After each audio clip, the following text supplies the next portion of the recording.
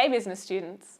Today, we're looking at the operations system of organisations, which is the process that is undertaken by both manufacturing and service organisations to create the goods and/or services that are sold to consumers.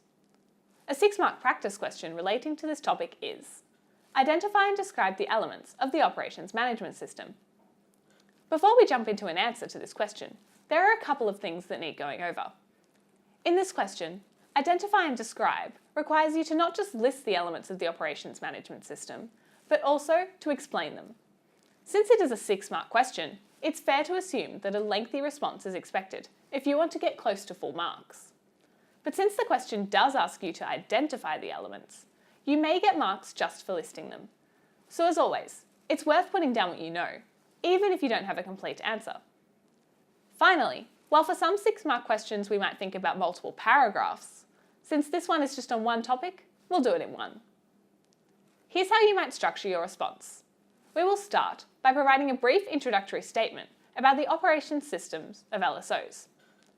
Then, we will introduce the elements of an operations management system in the order they occur. As the key elements refer to a process in which the organisation produces their goods or services, it is important that they are addressed in their correct order of inputs, transformation, and output. This structure and order demonstrates knowledge of the concept being a sequential process, ensures it is easy to understand, and is logical. Finally, if a question like this is accompanied by a case study, make sure you refer to it in your response. Here's what our answer might look like.